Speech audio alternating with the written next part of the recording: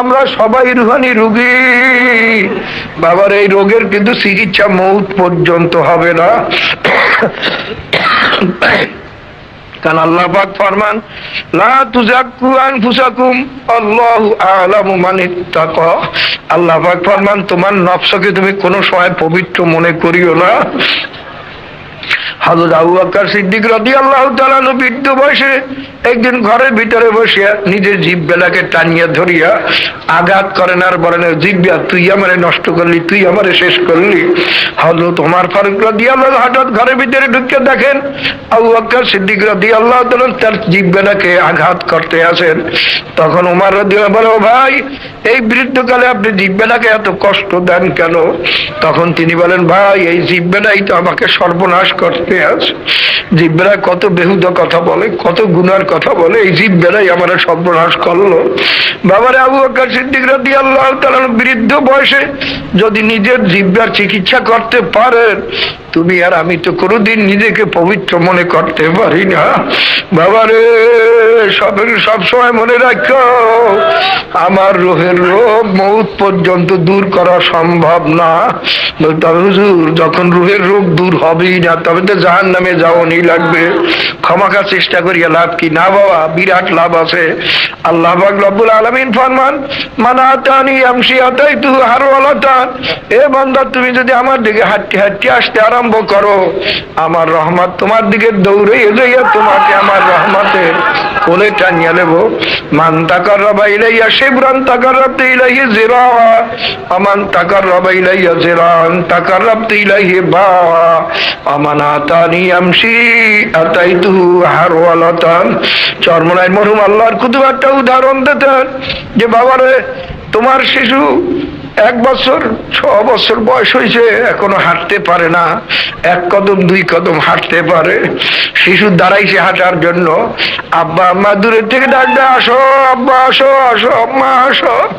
শিশু পারে না হাঁটতে, আব্বা আম্মা যখন ডাক দেয়, খুশি হইয়া হাঁস দিয়াই বাবা আম্মার দিকে দৌড় দেয়। দৌড় দিয়ে তার অবস্থাটা কি হয়? সে তো দৌড় দিয়ে পারে না, আছাড় খাইয়া পড়িয়ে যায়। আছাড় খাইয়া পড়িয়ে সে কান্না শুরু করিয়া দেয়। বাবার এই অবস্থা দেখে আব্বা আম্মা আর বসিয়া থাকতে পারে না, মায়ার কারণে দৌড়াইয়া যাইয়া সন্তানকে ধরে। বাবারে ধরার পর দেখে তার শরীরে পায়খানা প্রস্রাব লাগিয়ে রয়েছে। তখন আব্বা আম্মা মোহাব্বতের কারণে হয়তো আব্বা আম্মার হাতেও লাগিয়েছে পায়খানা প্রস্রাব। আব্বা আম্মার মোহাব্বতের কারণে ওই শিশুকে আগুনেও ফালায় না, পানিতেও ফালায় না, ধোয়াইয়া পোষাইয়া বুকে জড়াইয়া ধরিয়া এ গালে চুমা দেয়, ও গালে চুমা দেয়।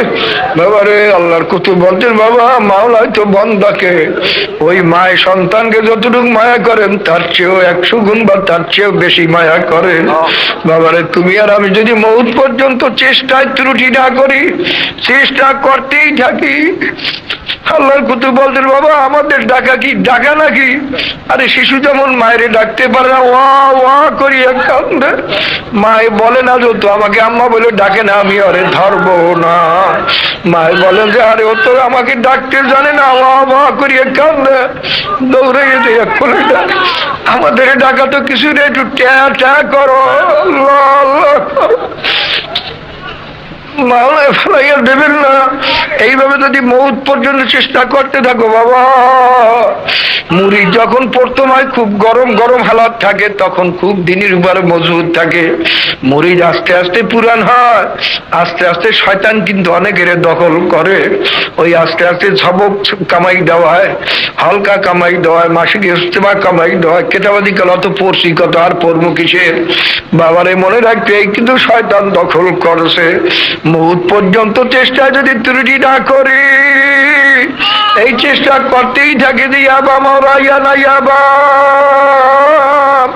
জুস্তে জুয়ে মিকুনা হাসিলাইয়া দিয়া না ইয়া